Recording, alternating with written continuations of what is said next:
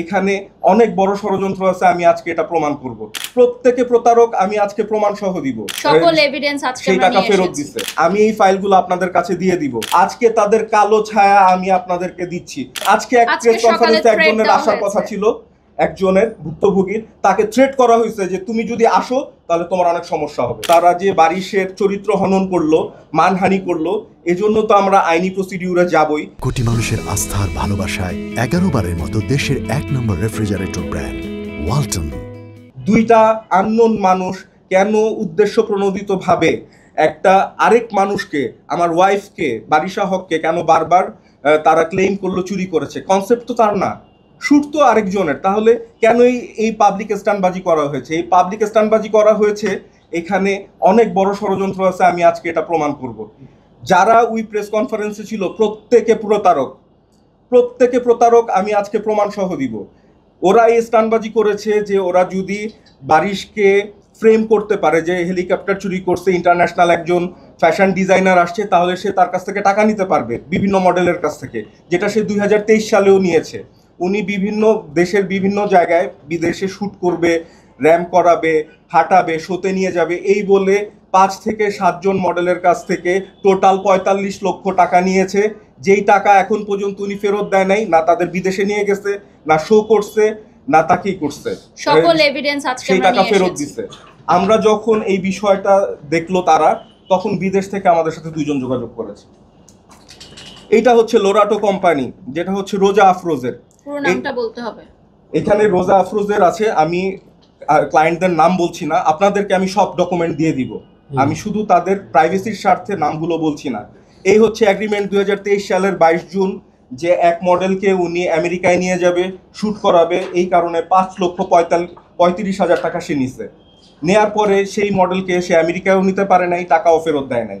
তারপর ওই মডেল যখন তার কাছে টাকা চাইলো, সে বাংলাদেশ থেকে ভেগে ইউকে চলে গেছে।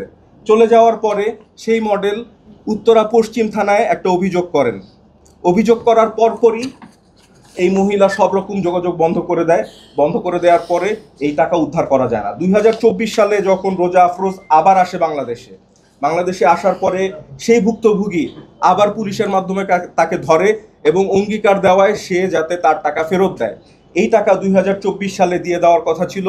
রোজা আফরোজ দিয়েছে 1 লক্ষ সামথিং টাকা ফেরত, এখন পর্যন্ত বাকি টাকা ফেরত দেয় নাই। একই সাথে লন্ডনের কোর্ট থেকে তাকে ফ্রডের জন্য 4,587 পাউন্ড জরিমানা দিতে বলা হয়েছে। আমি এই ফাইলগুলো আপনাদের কাছে দিয়ে দিব। উনার ব্যবসায়ী হচ্ছে যে বিভিন্ন মডেলদের কাছ থেকে ফটোশ্যুটের কথা বলে, বিদেশে শোর কথা বলে টাকা নেওয়া এবং সেটা আত্মসাৎ করা। এবং এই কারণেই ওই দিন এই শোর সাথে জড়িত না, শ্যুটের সাথে জড়িত না, বাকি 2 ফ্রডও আসছে।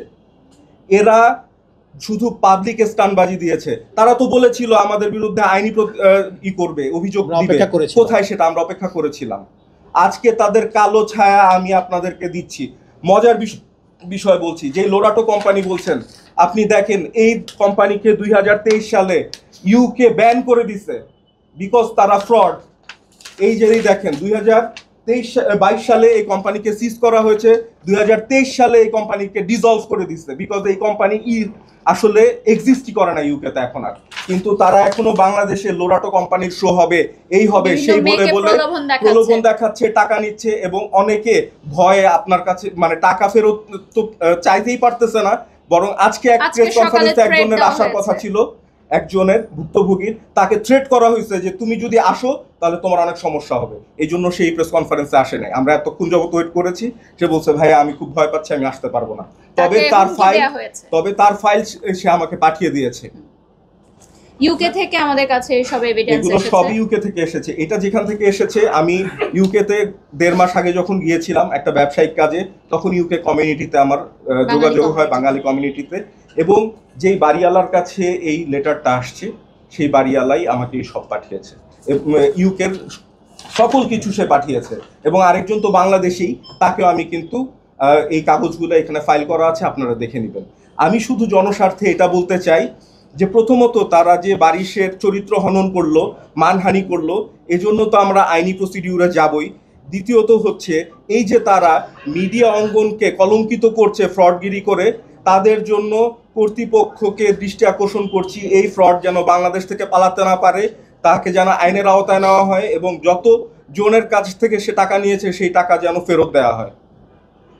এটা হচ্ছে আমাদের দাবি। এবং একই সাথে তারা পাবলিকালি মাফ চাবে শুধু শুধু স্টানবাজি করার জন্য এবং কোনো এভিডেন্স প্রমাণ না করার জন্য। না ফ্লাইট ট্যাক্স এভিয়েশনের বিরুদ্ধে তারা কোনো অভিযোগ দিতে পেরেছে লিখিত, না তারা বাড়ি শখের বিরুদ্ধে কোনো দিতে পেরেছে। তারা যেটা বলেছে যে হেলিকপ্টারের শুট কনসেপ্ট চুরি করা হয়েছে, উই শুটে ছিল মারিয়া কিসপটা আপু, উনি নিজে 2বার হেলিকপ্টারের সামনে শুট করেছে। 2023 সালে আমাদের নিজস্ব ফটোশুট আছে এই ফ্লাইট ট্যাক্স এভিয়েশন থেকে, আমার এবং বারিশার। 2024 সালে একজন বিজ্ঞাপন নির্মাতা, সে হচ্ছে হাদি ভাই, উনি নিজে হেলিকপ্টারের সামনে শুট করেছে। কিছুদিন আগে নিশো ভাই, শিহাব শাহিন ভাই, উনিও হেলিকপ্টারের সামনে শুট করেছে। তার আগে ববিতা আপার আমল থেকে বাংলাদেশে হেলিকপ্টার ব্যবহার করে আসতেছে। এটা কোথাকার চুরি হলো? কনসেপ্ট চুরি। এটা কি বিশ্বের প্রথম কনসেপ্ট?